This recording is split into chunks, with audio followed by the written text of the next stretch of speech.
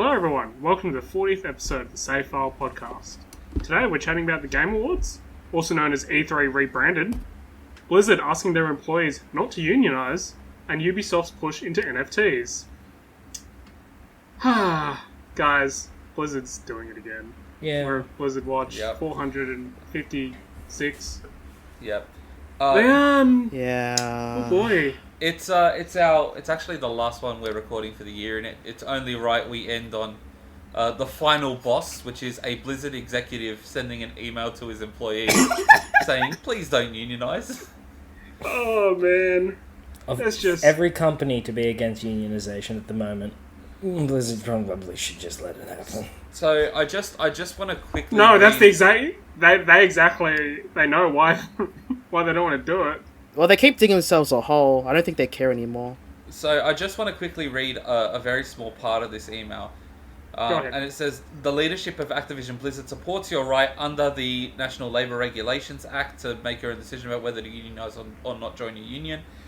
And then going a bit further down, he says, once you sign that document, which to unionise, you will have signed over to CWA the exclusive right to represent you for the purposes of collective bargaining concerning all terms and conditions of employment.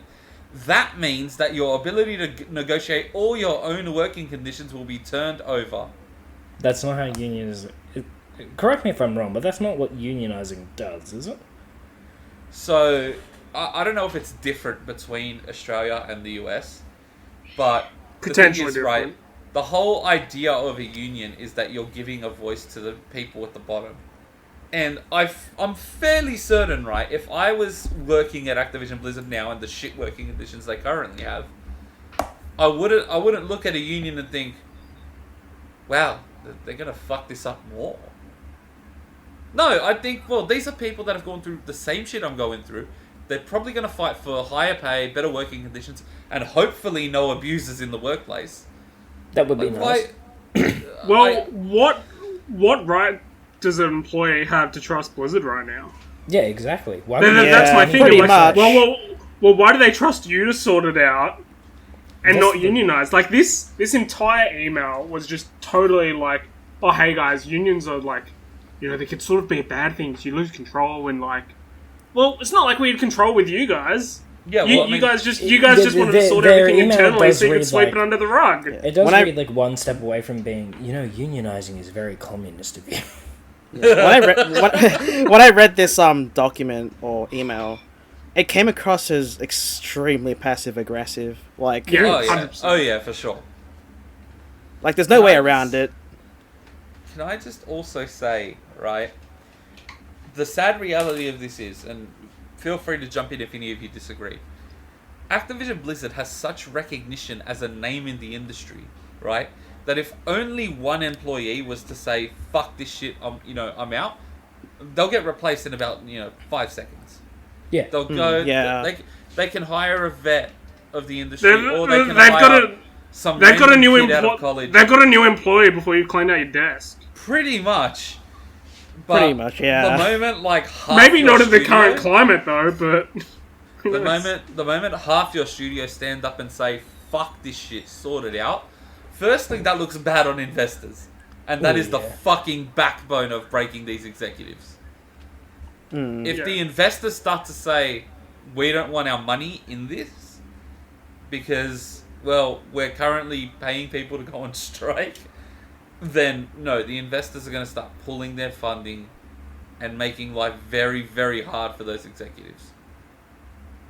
All the stuff that's happened in games over the last few years, and especially the last few months, I'm not sure employees are ready to trust the execs to sort stuff out internally, and that's why there's been a big push towards unionizing, because, like, there's just...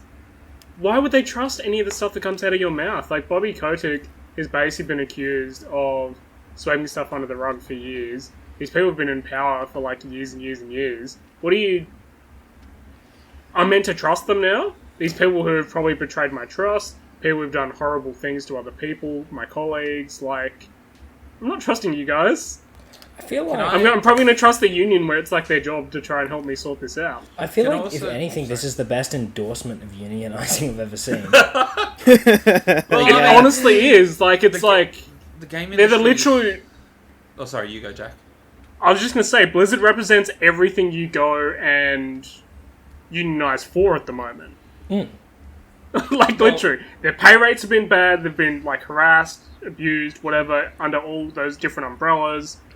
It's exactly what a union's meant to help you prevent, or at least help sort. I read an article about 6 months ago, I believe, and it was from Treyarch, which is a studio under Activision Blizzard. Treyarch are responsible for the Call of Duty Black Ops series of games. And I shit you not, there was a quote from one of the QA testers. I believe they chose to remain anonymous for the purposes of the article. But they said, I get paid so little, I have to choose between rent or food.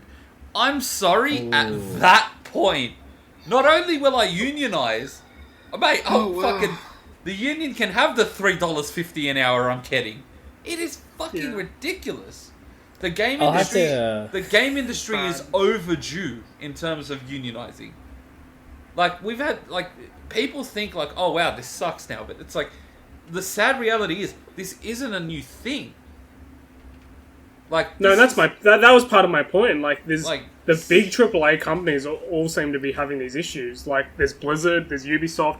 Recently, last week, Bungie had an article come out about them where there was a whole article about how they'd tried to cut out a lot of this, and they'd been working on it, and they apologised for a lot of the stuff that happened, and they were showing ways they were working to improve it. Unlike, I suppose, Ubisoft and Activision to some extent. But even somewhere like Bungie that's very well respected is having these issues with people, and it's just something needs to be done, and maybe unionizing's the way. I don't know enough about unions myself to say it's going to sort everything, but it sort of feels better than letting everything go unregulated as it is now. Saying that unionizing will fix every issue is a bit child's fantasy, but it's definitely... Exactly, yeah. But unionizing gives workers more power, not less power. Because, it's like Charbs said before... Which is not what Blizzard tried to present in their email. It's exactly as Charbs said before. If an individual person steps up and, tries to make a statement or leave, Blizzard will just replace them, and then it'll be all for nothing. But if you have a union, which is built around, the collective workforce that has some control, and some legal power behind it, there's a lot of power to be gotten from that.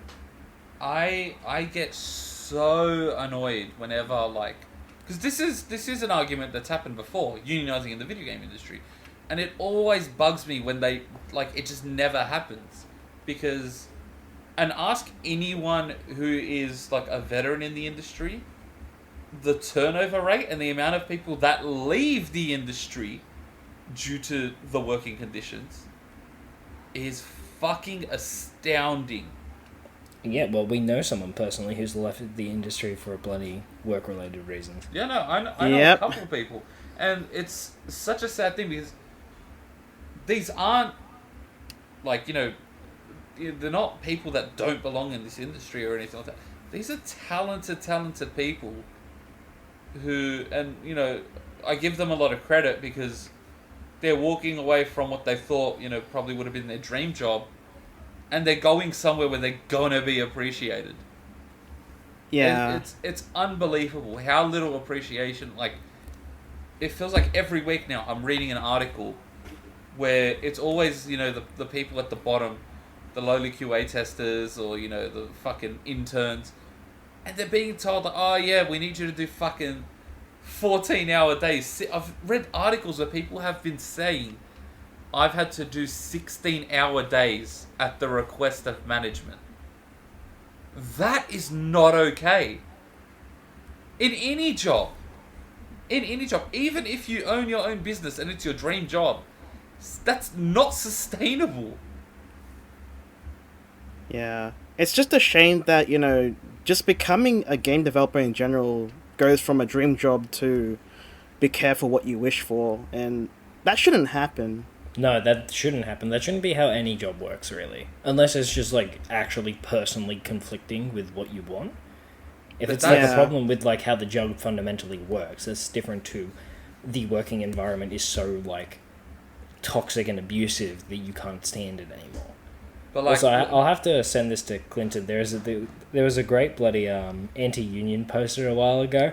There was like union dues cost around $700 a year. A new video game system with the latest hit sounds like fun. Put your money towards that instead of paying dues to the unions. oh wow.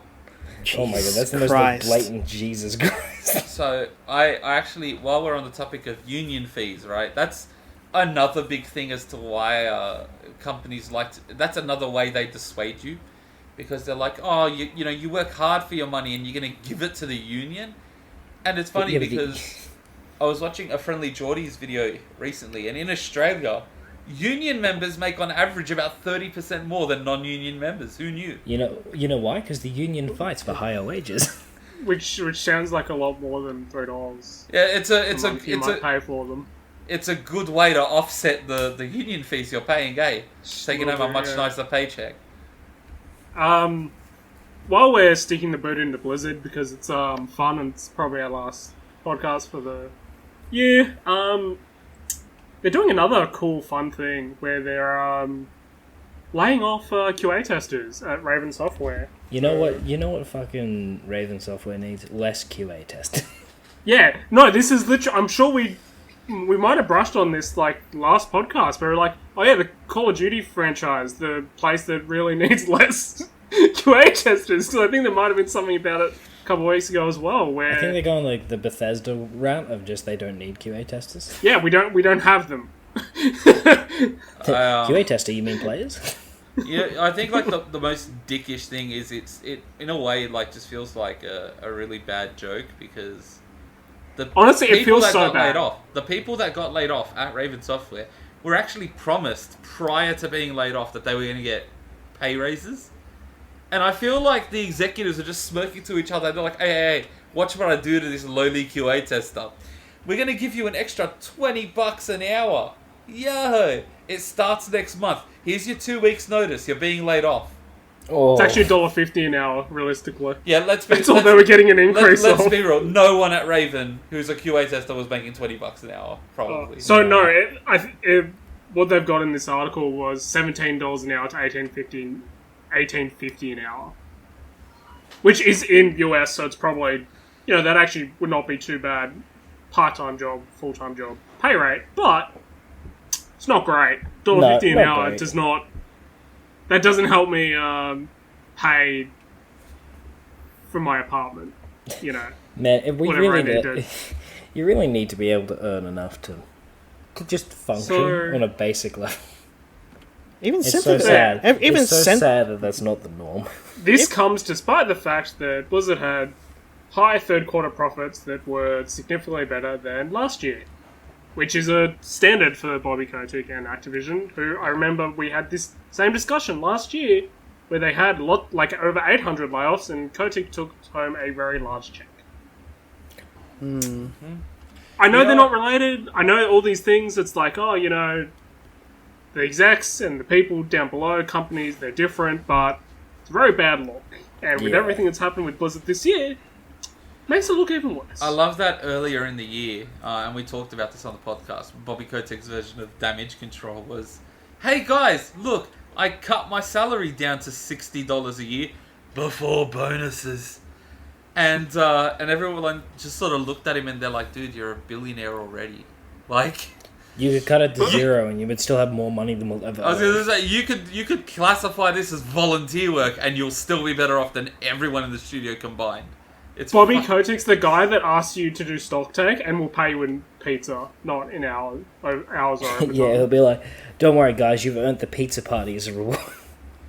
And you know what the funny thing is? I bet if Bobby Kotick threw a pizza party, he'd be that person that tries to use 30 vouchers in the one order. And the ones that clearly say one per order. That would be Bobby Kotick. He's only ordered the value pizzas, the $3 ones, He would have He made sure he used his company car to go pick them up so he didn't have to pay delivery. He wouldn't even use vouchers. He'd use the American equivalent to home brand.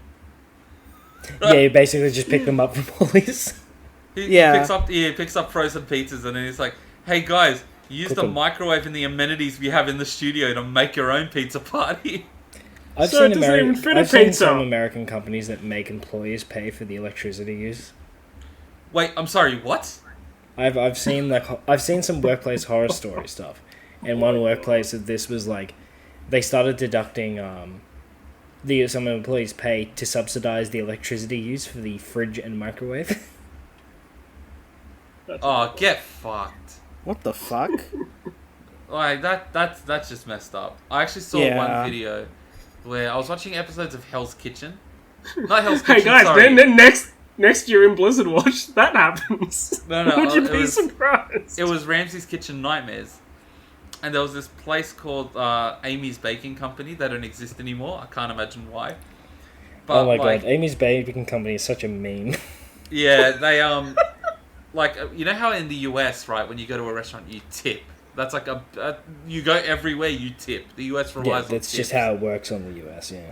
Yeah. So at Amy's Baking Company, all the tips would go to the owner, and his reasoning for that is like, oh, but we pay the girls hourly and we give them like a decent wage, so they don't deserve to get tips. And like Ramsey's like, hang on, let me ask the customers, and he's like, hey, what would you say if I told you all your tips went to the owner? And they're like, that's horrible. Yep. Oh man, honestly, it's ridiculous. I'm gonna try and move us on. Yes, Yeah, please. This is Before Blizzard I talk Watch on is all- stressful. It's horrible. But I don't know if we're gonna go into happier topics. But I'll try. Let's give our thoughts on the Game Awards and what happened. So Anf has left the the awards chat. No.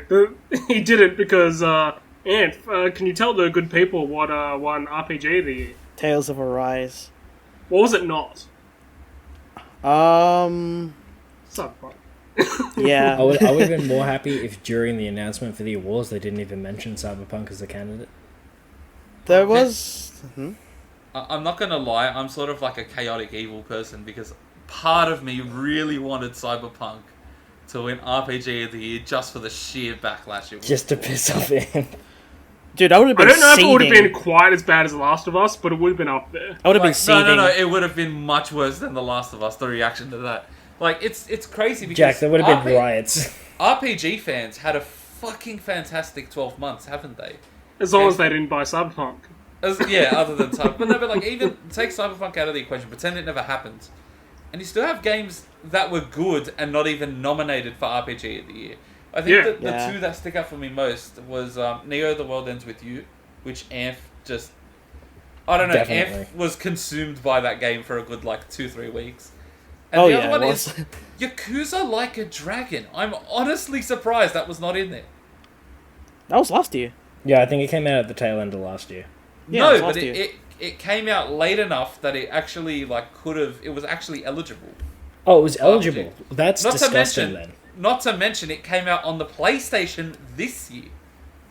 Okay, so I'm going to say if it was eligible, then I'm actually disgusted that Cyberpunk was there and not Like a Dragon, because Like a Dragon is fantastic. I'm surprised that Judgment, Lost Judgment, wasn't even on any Mentioned, yeah. Yeah, it wasn't even on any awards. I will which is say weird. this. I will say this. Other than big hitters, I would say that the entire genre of RPGs themselves, they're mostly dominated by Japanese games. Yakuza Like a Dragon, I think, came out March 2nd. Yeah. I'll For, for PS5. even though Tales of Arise won, the JRPG fans still showed their fangs towards how it was presented and all that, because you know how we all saw how the awards were going, right? The only genre that actually got I guess longer presentation was action adventure, and that was it. With RPG of the year and soundtrack of the year, they just went, oh, the winner is this and that. So I wanted to discuss that. Yeah. Go on. Okay, first game of the year was also It Takes Two. Yeah, Yeah, good for them. Very surprising. Yeah. That is not the sort of game you expect to win Game of the Year. You expect but I it to have be- heard it is a fucking fantastic game. You expect it Yeah. to be like a big studio. You expect it to have this big backing, to have had this massive push. But that's really cool. I think it's really cool they won, and I hope it encourages. the developer. He has. I hope it Yeah, I encourages was- develop games. I was literally about to say, while we're on the topic of this, from one Lebanese person to another, shout out to Joseph Fairs, because Bro, I just wanted to have a fucking... I wish I was there to shout him a drink or something, man. Yeah, you just want to have a beer with that dude. He seems like he's one of those people where, like, you can tell he's legitimately passionate about the shit he makes. And it's so good to see someone with that level of passion win an award like him. The guys who actually, know what's in the game. Yeah. Can I just say something as well about the Game Awards? Yes. Yeah. So there are some... I mean, I guess everyone has categories at the Game Awards that they don't give a fuck about. But can someone tell me why in the ever-shitting fuck most anticipated game exists? Well, I remember we had that discussion when they got announced. We were like, this shouldn't be a category. But here's the thing. The Game Awards proved to us that they don't care about the awards that much because of how Anf said. They glossed over most of the awards. A lot of the awards were announced in batches. Yeah, like, weird. this one Especially this for, one like, this one this. It was just like reveal, and then they were like, and then they get to a let's trailer. fire off some of these. And they would just be like, oh yeah, this award goes to this person, this award goes to this person, this award goes to this person. Congratulations! Here's Cuphead's DLC. Yeah, That's a problem. I saw a video on YouTube about like this particular person being mad about like they were happy Tales of Arise won RPG of the Year, but the whole thing about them glossing over it being the winner rubbed them the wrong way completely. They glossed over everything that won, but I feel like I don't think any of them got a chance chance to have, to like, shine. 2 days. Like, instead of being like one long event, it should be like, okay, this is the awards ceremony, and then this is like the showcase. So that's my It thing, can be right? either or. I'm okay for the awards to have trailers at it. The Game Awards to have trailers at it and have stuff for hyping. Yeah. But they just over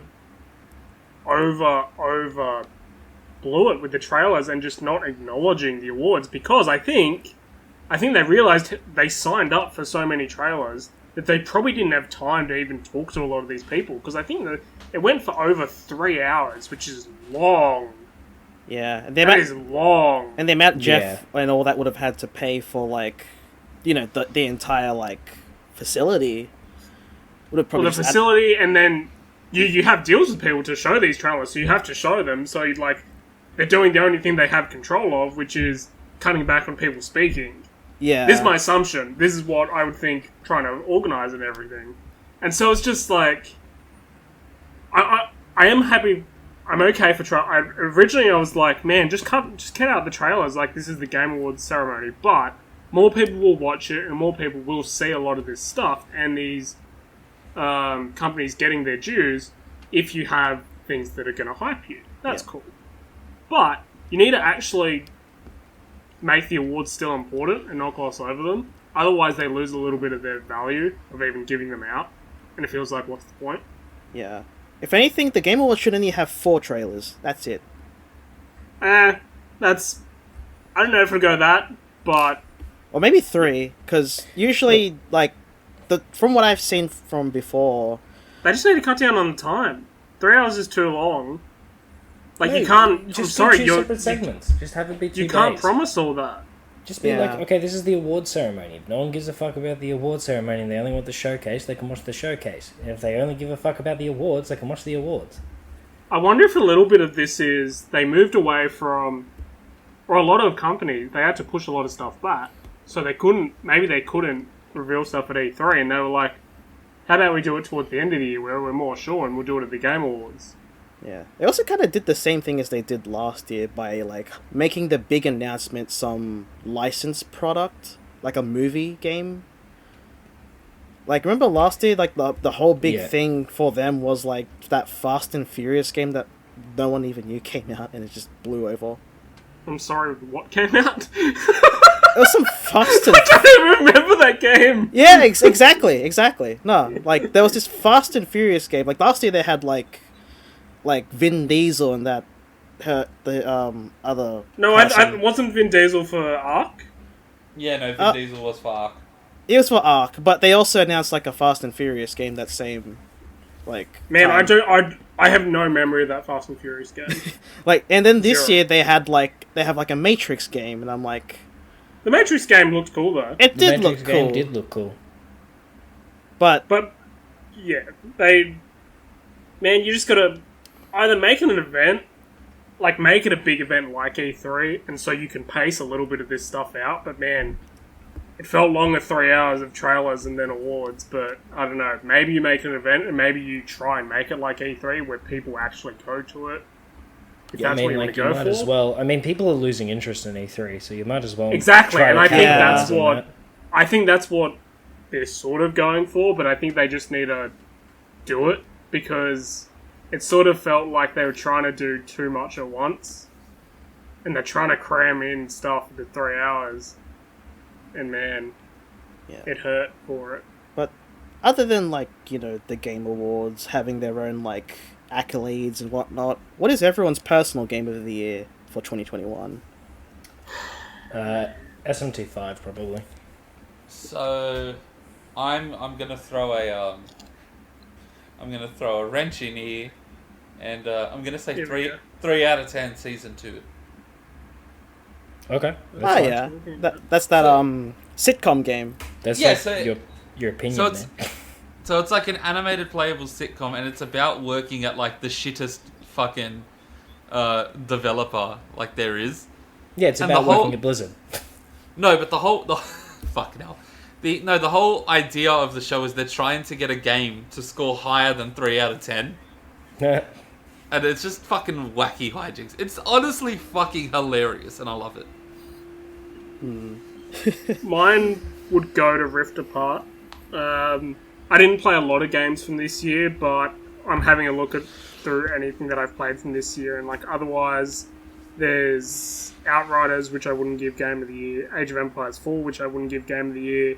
I'm going to sneak in Skyrim Anniversary Edition, which I wouldn't give Game of the Year. No, you're not going to give it to Skyrim Anniversary Edition. So, So could Skyrim technically win the Game Awards almost every year? yes, that was probably their Hypothetically. idea, and it just hasn't caught on. It hasn't been maybe- on. Maybe it's like a hostage situation where it's on how it's like, give us the Game of the Year award and we'll stop releasing it. It hasn't been on any. You broke the curse. Here's Elder Scrolls 7. I'm surprised it hasn't been on any like best ongoing game awards for the past like 5 years. I'm surprised. That's a good call. My Yeah, I got to give it to Rift Apart. my personal game of the year is what Charbs mentioned before, which was Near The World Ends With You. I spent about 70 plus hours on that game, I'm pretty sure. It was a good 3 weeks. The runner-up, or second place, would have to be Shin Megami Tensei 5, like Josh's. Pretty good. And Smells third place... like a weeb in here. Third place is Tales of Arise. Weeb But- outnumbers Surprised you, that's my third. man. But I'm gonna do a bit of I'm gonna do a bit of shilling tonight Oh, man. because I have some God. honorable Oh, no. mentions. Alright, what you got? So other than Ratchet and Clank Rift Apart, which Jack mentioned, that was an amazing game. Guys, how do you not know what he's going to mention? Like, are you serious? Alright. Huh? So No, I it's recently the most finished. hotly anticipated RPG of the year. Well, of course, I'm talking about Raid Shadow Legends. Oh my fucking god! Don't laugh. I actually played. Best ongoing game, Raid Shadow Legends. Raid Shadow Legends, best ongoing game. Josh, don't laugh. 3 of us here have played that game this year. Oh, you played Raid Shadow Legends? Yeah, we played Raid Shadow we did it Legends. for a friend. Yeah. It was a bit bad. Anyway. I'll only go so far as to say it wasn't as bad as I expected, and we'll move on. It was actually pretty alright. But to continue on, I recently finished Metroid Dread. So far it's been like a blast. That picked up an award. Oh yeah, it did. It did. It won Action Adventure of the Year, and it's well deserved.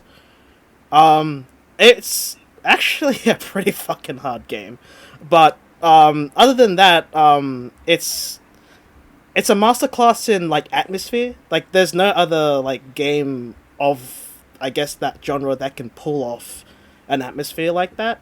And if you haven't played Metroid Dread, pick it up. It's freaking amazing.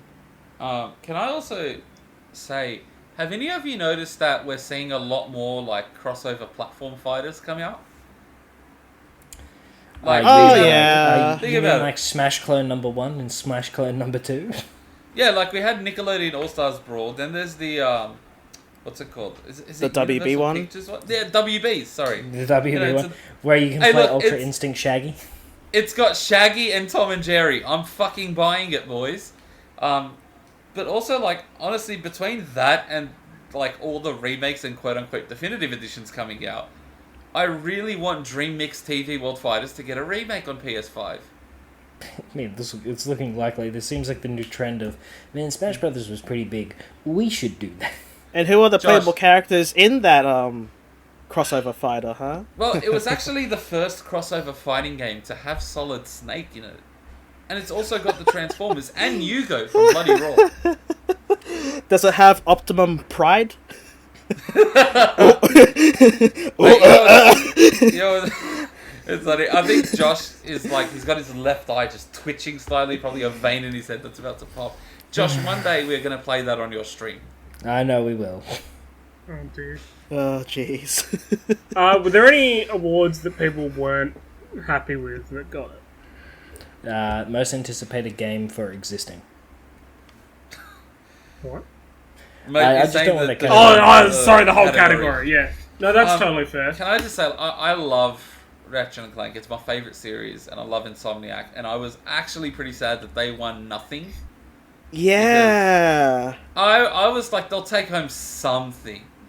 But yeah, no, I'm like, I was really surprised because Rift Apart. Let's be completely objective here. It's a fantastic game. Yes. Yeah. It absolutely deserved all the praise it got. Just about everyone said it was, and you don't get even in the conversation of being Game of the Year without having a lot of people interested in it and praising it. And we actually we spoke about this earlier in the year, but it was a game that was made with no crunch, like no forced crunch, and like Insomniac. Even if you go on their website, Insomniac like boast about how good it is to work at Insomniac, and it's like this, crunch isn't the answer, because if a studio like Insomniac can still produce games as great as that. And not to mention, they released Spider-Man Miles Morales within the year as well, in the same, 12 months. It's fucking unbelievable. So, one of the ones I wanted to draw your attention to that I've seen a few people a little bit upset with, and Ratchet & Clank was in the running for this, was Best Art Direction. Deathloop won this. Who were the other nominees? Kena Bridge of Spirits, which looks like a beautiful game. I'm dying to play The Artful Escape. Psychonauts 2. Psychonauts 2 is an interesting one for that list. I actually did see a few people on Twitter saying that they believed Psychonauts should have won that. Personally, I would have given it to Psychonauts or Kena Bridge of Spirits. I would not have given it to Deathloop. My pick would have been Kena, because that game is fucking gorgeous. From the moment we saw it at that PS5 reveal showcase, I thought it was a gorgeous looking game, and I was so keen to play it. And now I have too many games to play. I found out the people who made Kena were the same people who did a Majora's Mask fan video, and I'm like, what the fuck? I didn't know until now. But yeah, no, I'm with Jack on that. I'm actually pretty surprised Ratchet & Clank was not in Best Art Direction, because it is also a gorgeous... No, it was in it. They just it was? Okay, sorry. I thought you said it wasn't, and I was like, fuck, really? Yeah. Even though I gave... I just don't think Deathloop should have won that. Yeah, no, it shouldn't. I don't think Deathloop... I do think... I love Deathloop's art style. I think it's a gorgeous game, but it wasn't my pick. Yeah. Yeah, that's fair enough. What trailers did you guys like from the Game Awards? I can already speak for Jack, where I can say Jack was very keen on Space Marine 2. Was not expecting that game to get a sequel after 10 years. This is My Kingdom Hearts, Ant. You know what's funny? I saw an article, and I immediately thought of Jack, and it said Warhammer 40k gets another game, but this time it's the one everyone wants. It's so right, because anyone who's played anything the Warhammer 40k franchise knows they give that license out like hotcakes, and it has some good games, some bad games attached to it. Yeah, I feel like that's what Metroid there's very fans were few feeling for good a while there. games. There's very, very few good games. You have the Dawn of War series itself, which then crashed when they released 3. You have Space Marine. Mm-hmm. You get some games after that where it's like they're fine, they're good, and then you just go to a shit pile of games that are buggy. They're just not that interesting. They feel like copies of other games. Yep. Yeah, it's Space Marine was an amazing game. It was a simple game of you're a Space Marine, which basically means, for those who don't know, you are Master Chief, or basically Doom, but in the Warhammer 40k universe, which means you get a buttload of different weapons to go and kill orcs and different enemies, and you feel like a badass because you're a 3-meter tall Space Marine. Yeah, that sounds pretty great. And it's simple. The Sigma male experience. I'm going to make a prediction here. So I'm looking through what was announced at the Game Awards, and one of the games that we need to talk about is the Texas Chainsaw Massacre, which is getting the multiplayer treatment. And I imagine people will play it for about 2 weeks, and then they'll go back to Dead by Daylight. Yeah, pretty much. Or Phasmo. We saw more Horizon. The Wonder Woman game. Yep, the Wonder Woman game. Cuphead got its final trailer for its final DLC. I'm surprised anyone has a console that's played. They finally told us. They just would have broken it by now. Guys, what about Sonic Legends of the Wild? Oh, I see a lot of people get. You know what? I actually want to see more of it. Yes, yeah. No, I was like, oh, please show me more of that. That's actually an interesting concept for Sonic. A lot of people are like, why does every open world adventure game have to be like Breath of the Wild? You want to know what I want to say to that? Good boy. Yeah, it's good. I'm gonna say. You want to know what I say to that? Yes. Shut up. That's it. Does every game have to be Breath of the Wild? Yes. While we're on the topic of interesting ideas, Among Us VR. Yeah, that's a very interesting and terrifying idea. I read it, like the headline, Among Us gets a VR. I'm like, really? That? And then I saw the trailer and I'm like, okay, this is going to be pretty interesting. I'd play it. That sounds great. I'd love to play Among Us in VR. That sounds like being in the thing. It just sounds like it's going to turn it into a horror game, which it kind of already is, but I don't even know more how so. You wouldn't make it a horror game in VR. So, can we also discuss that the leaks were true, and we have a UE5 demo of The Matrix Awakens? Yeah, I saw that. Yeah. It's called an Unreal Engine experience. So it's got a bit of shooting, like on-rail stuff, and then you can drive around the city, and it's meant to be a demo for Unreal 5. And can I just say, I thought Unreal 5 could be pushed a little bit harder. Like, it doesn't look bad by any means. It looks gorgeous, but I don't know. What do you want? It looks like a fucking movie. What do you want?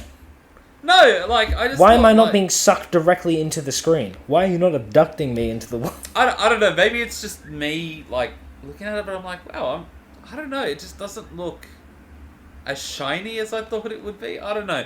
It's just me. It does look good, so. And it's free, by all means. Download it and try it out. To me, it looks like Watch Dogs, but The Matrix. You mean... Actually, yeah. That's a good way to explain it. That's what it reminds me of. I'm just like, this is just Watch Dogs, bro. Like, Watch Dogs is basically just The Matrix. Oh my god. That's so dumbed down. You've hurt Ubisoft. And it's, you know what? You know what? I would be a great games journalist. The worst thing about Watch Dogs is that it started as another driver game, and we till now haven't seen a sequel to Driver San Francisco. Did you know Watch Dogs is Dude, Driver 3 killed Driver. There's no recovering from that. They tried and they couldn't do it. Did you know Watch Dogs is set in the same universe as Assassin's Creed? Yes, it is. That's useless and not important information. Yeah, pretty much. That's not true. Aiden Pierce can join the Assassins. Oh, dear. Oh god. This is the part where Clinton inserts a tumbleweed rolling across the screen. God, dude, Assassin's Creed is so like is so distant from what its IP started off as. I don't know why it's just not a different series. I'm telling you, it's easy. It's just brand recognition. Yeah, it is just no. You I understand chuck that it's Assassin's just Creed brand on something and recognition, it sells. but like, also, why not just make a Viking RPG instead of being like, no, it's Assassin's Creed, but they're Vikings, yes, and not Assassins, yes. Also, guys, big Assassin's Creed news.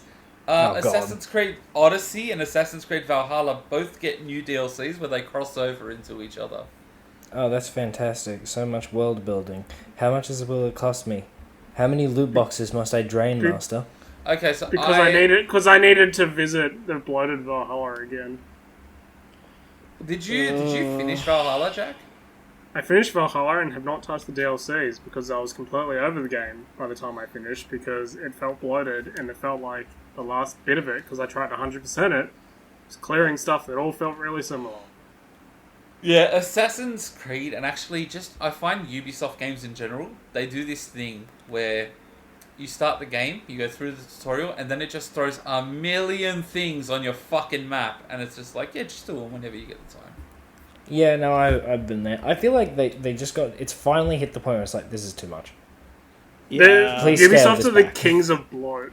Yeah, it's like, oh my god, this is so much, and I don't want to do any of it. Actually, there's a, And I say kings because of their various problems with the other gender in there. So, actually, on the topic of Ubisoft, there's an article, and I'll get Clinton to link it down below, where someone reviewed Ubisoft the game, where it's a generic review, but it can apply to any Ubisoft game, and it's just like, as you climb a tower to reveal the world around you, you notice that more markers have appeared on your screen. And it just goes through the most generic Ubisoft experience possible. And yet you could apply it to any game, and You just absolutely can. So I started is it a Ubisoft game if they don't have dead family members for the protagonist? And Vengeance. And Vengeance, yes. I'm actually trying to think the last time there wasn't a dead protagonist in a Ubisoft game, and I'm struggling. Like they made a new IP, and that was sort of still that with Immortals. And I never played Immortals. I was just like, after Breath of the Wild, I don't need to play another Breath of the Wild like game. Immortals is their best IP in a while. Is that like that actually felt a little bit fresh. It probably is, but one of the reasons like I was never bothered to start Immortals is because the thing about Breath of the Wild is when I played Breath of the Wild, I got like sucked into the fucking game. You know what I mean? Like it's a game that definitely wants you to just sort of fall into its world. And when you spend it doesn't so force you to do anything. Yeah. And you can spend so much time like in that game world, and then like when you finish it, you're like, you feel like, okay, the journey's at an end. Bye. And to go from that to be like, let's play another Breath of the Wild like game, you're just like, nah, I don't want to fucking do this. My fear of like Breath of the Wild like games is like I'm all for them, like for like I'm actually like well supportive of it, but my main fear for them is like I feel like some of them can like fail to capture what Breath of the Wild originally like set out to be. Like, look, I didn't play enough of Breath of the Wild to have a hot take on it, but I thoroughly enjoyed Immortals. My favourite part of Immortals is definitely the fact that there's like a narrator. Yes, and it's friggin' Prometheus. It's Prometheus and Zeus, it's great. No, like I actually like that. It really does distance itself from Breath of the Wild in certain aspects. Like the idea of like living in a Greek like kind of story as it would have been told is like really interesting. I think it distances itself enough, but I will. Sonic Frontiers should definitely not distance itself from Breath of the Wild because Sonic needs a good game. Yes. God, it does. It's getting a good movie though, because holy shit, that Sonic 2 trailer looks amazing. Man, yeah, I know. The Sonic 2 trailer does look pretty good. It's pretty funny. My god, like Knuckles is cool again. They did it, boys. They did it. No, I know we did it. We have a threatening Knuckles. That'll last about 5 minutes. Yeah, he's gonna be friendly also, again. The "you don't know the way" memes are back. Oh, good. Yeah. Good. If we can revive New Garden Knuckles, then it was all worth it. Oh no. The real point of this multi-million-dollar movie is to revive that one meme. Oh no. Was there anything else we wanted to talk? RE Game Awards? Me and Josh would be hyped for one particular game. Oh, yeah? Yeah. The Persona 4 Arena that's getting ported over to PS4, Steam, and Switch. Yeah, But no one cares about Persona though, Anf, right? I feel like that's less relevant now as a joke than ever with Persona 5. It's one of the most best-selling JRPG franchises. I know Persona went from this niche elitist thing to the thing that everyone fucking plays. Well done. Yeah. It also proved that JRPGs are niche, but they sell. It proves. But yeah, they do. They do sell. They do sell. There are many people like Anf who will buy the JRPGs. There are too many of us. I to the point. I'm just thinking the only time you could say we're niche is if you add in the casual market, and that's it. Well, I was actually about to say soon they'll realize you're mainstream and they can get a whole lot of money out of you. Yeah. Yeah, pretty much. All right, I'm gonna move us on. Ubisoft, my favourite people. They're just below Activision on the shit scale. Guys, they're pushing the NFTs. Because of course they are. Because Ubisoft loves to try and eke out every dollar out of you and then every hour because they love bloating the games. I need to say this just because I feel like I'm never going to be able to work it in otherwise. Do you guys know that they're exploiting Stan Lee's birthday to sell an NFT? Yeah, they tweeted from his official account. Ugh. Yep. Unbelievable. From his official... Oh, wow, that's... It's pretty bad. It's really bad. And they're also doing it with his first Indian superhero. Everything about it feels exploitative. I don't know why. So we're all in agreement NFTs are the stupidest fucking thing in the world, right? Well, especially in a game. Yeah. Especially in a game. When did games stop being games? So Ubisoft, I want to talk about Ubisoft and how they've done this. So the first game to be getting these NFTs is Rainbow Six. Not Rainbow Six, sorry. What's it called? Ghost Recon Breakpoint. Thank you. Now let's be real, they did it to Ghost Recon. Ghost Recon. They did it to Ghost Recon because Ghost Recon could be a little test buddy for them. And I saw the video of them explaining their NFTs. And can I just say, they just look like untextured models with a number on them? That's a lot of people were very unimpressed with this. When the bored monkeys it's not an impressive NFT, and then I'm going to tell you what you have to do to get it. You have to have logged 600 hours in Ghost Recon's Breakpoint. No one should have to play that game for that long. That is 25 days straight. Man, that's 25 days too much. Yeah, but it's going to be worth it when you sell your fucking helmet that says number 69 on it for 50 cents. I love one of the... You know those bored monkey NFTs? Yeah. One accidentally sold for 3,000 instead of 300,000. Yeah, I saw that. Yeah, that's fucking hilarious. Unbelievable. So, yeah. What the currency they're using is Ubisoft Quartz, which is meant to be this thing of it's actually ironically about sort of an energy saving sort of currency or something along those lines. Guys, it's really funny when you think about it because people were just going to farm 600 hours by leaving their consoles or PC on, so then they can afford to buy this. Guys, remember a time where if I told you a fucking game company is trying to create its own currency, you would have told me I'm an idiot? Yeah. It's where we are, though. It's where we are in life. So you can just make a new currency. Who gives a shit? My favourite part of this is that the following day, another article came out of Ubisoft devs going, we don't really understand why we're pushing into NFTs. So there's some quotes from Ubisoft's internal social media hub, and obviously they're all, these have been shared, but there's no names attached because people didn't want to put their names to everything. So they didn't understand how these new tech actually solved any of the old problems that they had, and people they were a little bit worried about trying to mandate integrating NFTs into their games because they don't understand NFTs. They can tell you a lot of people do not understand NFTs. And they're just like, I don't... So there's a quote, "Is it really worth the extremely negative publicity this will cause? How can you look at private property speculation, artificial scarcity, and egoism, then say, yes, this is good, I want that, let's put it in art?"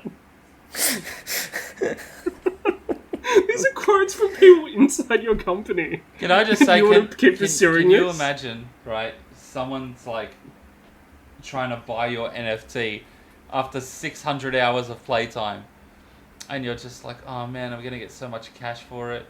And then you look and it's like $5, and you're like, well, at least I get $5. And then the Ubisoft server shits itself. Oh god, there's just like there's no like upside to this. It's like trying to explain to someone why they should not shoot their own foot. I really want to know what they thought they were going to get out of this. And in fact, I have a feeling this is part of the Ubisoft, like, it's their core. Part of what we were saying, if Ubisoft keep making these big games, is Ubisoft's one of those companies that tries to push the hours that people are playing, which is why they're making these massive games. And so Ghost Recon Breakpoint is, relatively speaking, probably one of their smaller ones. And so this is a way of them trying to push up the hours and go, hey guys, look at the hours that people put into our game. Plus it sells well. And so if they can start selling NFTs that are based off the amount of time people play, it just adds to that. I feel like maybe that's like the least cynical, most logical way of doing it. I just think there's like... No, I'm not even calling that cynical. They're just like, hey, we can show investors more stuff. No, that's what I'm saying. It's like the least cynical, like most logical answer to that question. Where my answer would just be like, yeah, like everyone didn't jump on the crypto train fast enough, so now they're looking at NFTs and like, you gotta get it. How can we monetize it? Yeah. Yeah, like how can we monetize this using this like fancy new dongle thing? Speaking of fancy, have y'all seen the new PS5 controller colors and plates? I'm sad. Why are you sad? I'm sad. You won't be able to afford them, or no, because they're just blank colors. It's just boring. Oh, you don't like the colors? It's just boring. But look on the bright side. Now you can have a black PS5. Oh yay! Finally, I can spend extra money. My favourite part of this is the names that they called these. So they're releasing 5 new colours, and rather than going pink, blue, purple, red, and black, of course not. They had to go galaxy names and went with Nova Pink, Starlight Blue, Galactic Purple, Cosmic Red, and Midnight Black. I'm like, guys, you know what would have been cool if you went with those names and then actually gave them like galaxy decals. I read that as Midnight Snack, and I'm like, dude, that's actually like a legit good name for a PS5 cover, console. like Midnight Snack. Yeah, I like that. So I was like, oh yeah, I'd buy that. So this, I'll be honest, for me comes as no surprise because if you guys remember, D-Brand a while back were doing PlayStation 5 faceplates. I actually bought one of them for myself. And then Sony hit them with the cease and desist, and then D-Brand made the V2 ones that were even more different, so Sony couldn't hit them with the cease and desist again. But yeah, recently it came out, Sony had filed for a patent. They obviously got it. Well, that's exactly why they were doing it. Everyone knew that. Oh yeah, they were just absolutely. I was actually saying this to Anf the other day, and I'm surprised that like they didn't do this from the start. Like, can you imagine if with like Miles Morales they had a collector's edition where you had like Spider-Man faceplates or something like that? Yeah, I thought that was what they were gonna do personally. That's what Nintendo was doing in the first place with the 3DS. You could get like Zelda plates, Animal Crossing plates, Xenoblade plates, and all that sort of jazz. Like, dude, maybe it took them longer because they realized that the shape of their console was fucking weird. I mean, it is fucking weird. I'm gonna be honest. The console's a weird shape. Why does the Switch not have any themes yet? It does because have Nintendo doesn't want to license them. It's got black and white. Yeah, I was gonna say, it's got light and dark. Those are the only 2 themes you need. Nintendo loves things to their core, and they like don't want to change what they have.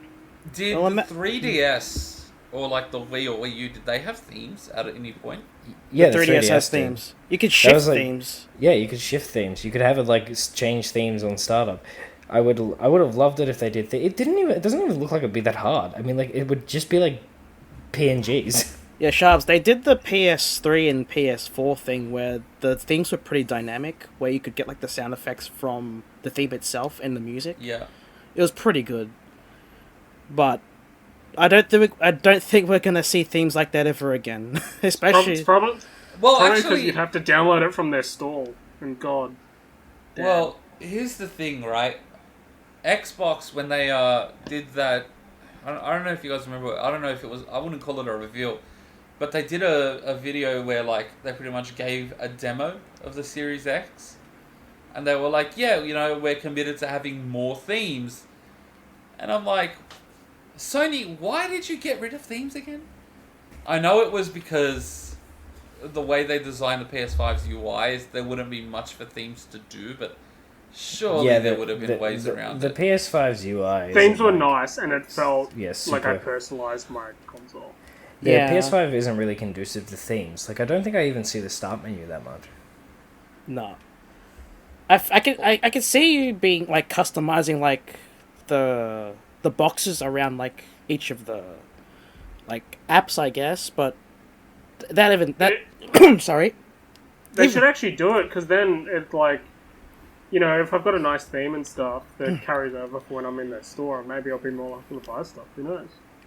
Yeah. Rather than just the I don't know. Just the visuals of that might cause you to, I don't know, be in a happier mood and maybe buy something. Maybe it won't. That's seems like the thing they'd be really onto and push. Yeah, like I can definitely see it. Like instead of having something completely visual, you could just have sounds. Like just you can have a PlayStation 2 sounds, PlayStation 1 sounds, or sounds from like your favorite game. The Chad. But also, a lot of those, not all of those themes are free. And I was going to say the Chad OG PlayStation 3 startup sound. Yeah. Oh, the clink sound. Yeah. Well, didn't you have the PS2 theme on your PS4? I had it. I miss it. I had it. I had so many things. That was awesome. That was cool. I had the Bloodborne one on for a while. I had Horizon. They were just good. It made me want to go back and play those games, which is maybe a reason why they should do it. I had Red Dead Redemption 2 by the time I got my PS5. Red Dead 2, right? Oh, every time they really should just do it. Every time you move like the menu cursor, all you hear is boy. Boy. Boy. Boy.